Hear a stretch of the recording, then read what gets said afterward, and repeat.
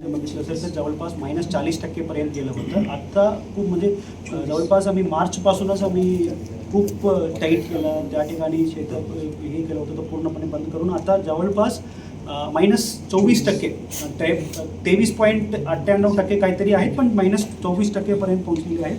आणि जुलैपासून सोलापूरमध्ये तर माझा अपेक्षा तुम्हाला सर्वांना माहिती असेल की पाऊसचा परिणाम चांगला होऊन जाईल. त्यामुळे आता मागच्या वर्षी अपेक्षा यावर्षीचे परिणाम खूप चांगल्या पद्धतीने आहेत. आणि सगळं म्हणजे फक्त उजनी डॅममध्ये नाही, मध्य प्रकल्पाच्या सुद्धा 1-2 ठिकाणी सोडून बाकी सगळ्या ठिकाणी पाणी सुरळीतपणे आहेत, कुठेही काही प्रॉब्लेम नाही आहे. जुलैमध्ये ॲज युजुअल पाऊस सुरू झाला तर कोणतेही प्रॉब्लेम आम्हाला येणार नाही.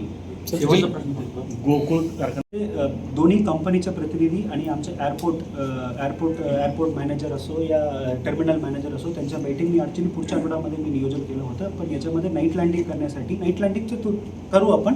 या व्यतिरिक्त व्हिजिबिलिटी कमी होऊन बंद झालेली आहे. तर दोन विषयाबद्दल त्यांच्या पद्धतीनं कशा पद्धतीने आपल्याला व्हिजिबिलिटी एक्स्ट्रा करून आता सुरळीतपणे फ्लाईट चालवता येईल. आणि नाईट लँडिंग खास करून नाईट लँडिंग करायचे जे काही नियोजन आहे ते मी पुढच्या आठवड्यामध्ये याच्यामध्ये दोन्ही मीटिंगला बोलवलं. 2 कंपनीचे प्रतिनिधी, टर्मिनल मॅनेजर आणि एअरपोर्ट मॅनेजर तिघांनाही बोलवून मी तुम्हाला माहिती देतो. सर, आता IT पुढच्याबद्दल काल मी कॉर्पोरेशन कमिशनर आमचा ओंबासे सर आणि CP सर तिन्ही आम्ही सविस्तर मीटिंग घेतलं.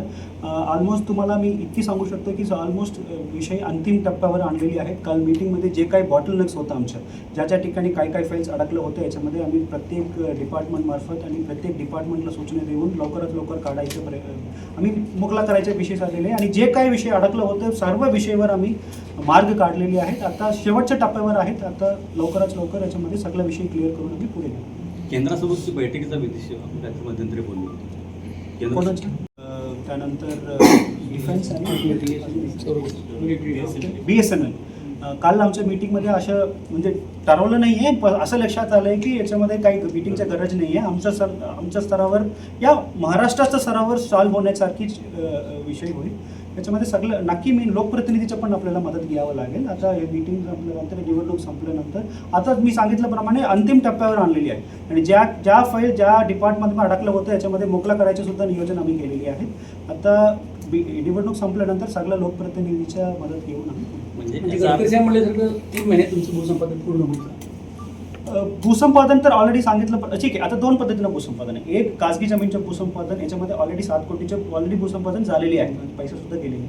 आता फक्त 2 सेक्शनच्या भूसंपादन राहिलेली आहे. तो सुद्धा आता आम्ही इथे मान्यता देऊन डिव्हिजनल कमिशनर सरांना डिव्हिजनल कमिशनर मॅडमला आम्ही पाठवणार आहोत. तो सुद्धा विषय क्लिअर होऊन जाईल. आता राहिला विषय केंद्र सरकार आणि राज्य सरकारचे विषय. हा केंद्र सरकार राज्य सरकारच्या विषयामध्ये तुम्हाला माहिती, केंद्र सरकारचं जवळपास सगळे डिपार्टमेंटचे NOC प्राप्त झालेली आहे.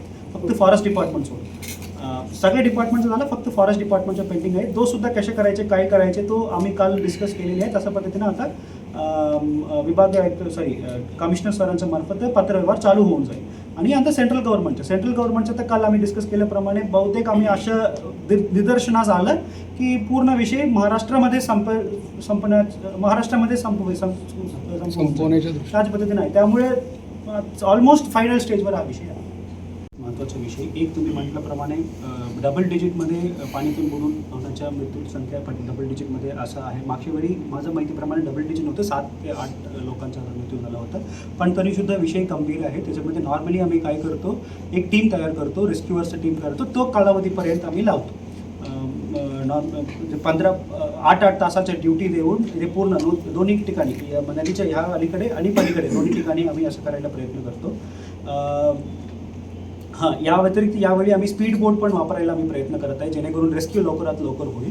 पण कायमस्वरूपी हा विषय मिटवायचं म्हटलं तर आपल्याला म्हणजे खाली बेट आहेत आणि प्रत्येक ठिकाणी उंची म्हणजे डेप्थ किती आहे तो आपल्याला करायची.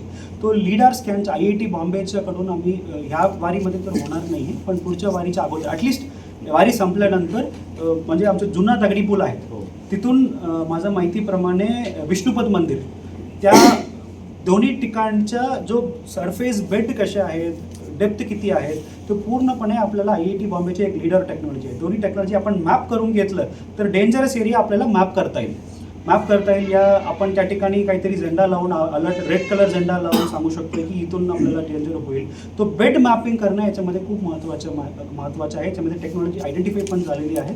आता वारीच्या अगोदर मी पूर्णपणे प्रयत्न करतो, असेल तर लवकरात लवकर ही बेड मॅपिंग केलं तर कायमस्वरूपी हा विषय मिटेल. सेफ झोन आणि डेंजर झोन हे जर त्यांना इंडिकेट केलं तर प्रत्येक तुम्ही फॉरेनमध्ये बघितलं तर 3 पद्धतीने झोन असतात: ग्रीन, येलो, रेड.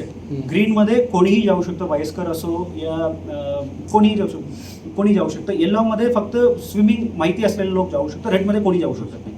असं जुना दगडी पूलपासून विष्णुपद मंदिरपर्यंत असलेल्या झोनाचं आम्ही पूर्णपणे मॅपिंग करून घेऊ लवकर.